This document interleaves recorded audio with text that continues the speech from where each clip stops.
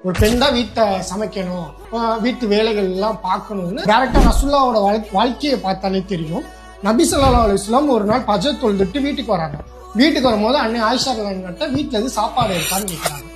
அப்ப வந்துட்டு அன்னை ஆயிஷா ரலியல்லாஹு இல்லைன்றாங்க. இங்க ரசூலுல்லா தான் சமைக்கிறவரா இருந்தா வீட்டுல சாப்பாடு இருக்கா இல்லையான்னு தெரிஞ்சிருக்கு. ஆனா ஏன் மனைவிட்ட கேட்கறாங்கன்னா அது மனைவியோட பொறுப்புன்னு ஆட்டோமேட்டிக்கா தெரியுது. ஸோ அதுக்கப்புறம் அவங்க ஸ்கிப் பண்ணிட்டு போறாங்க. இதே மாதிரி ஒரு சம்பவம் நபி ஸல்லல்லாஹு பெண் அன்னை பாத்திமா ரலியல்லாஹு வந்துட்டு எனக்கு வீட்டு வேலை எல்லாம் செய்ய ரொம்ப கஷ்டமா இருக்குவாப்பா, எனக்கு ஏதாவது ஒரு வேலையாள் பணியாள் ஏதாவது நியமிச்சு தந்தீங்கன்னா நல்லா இருக்கும், ஹெல்ப் பண்ணா நல்லா இருக்கும் அப்படின்னு சொல்றாங்க. அப்ப நபி ஸல்லல்லாஹு என்ன சொல்றாங்கன்னா ஒரு துஆவை கத்து தந்து இதை நீங்க சொல்லுங்கன்றாங்க. இந்த இடத்துலயும் அன்னை பாத்திமா ரலியல்லாஹு தான் வீட்டு வேலை பார்த்துட்டு இருந்திருக்காங்க.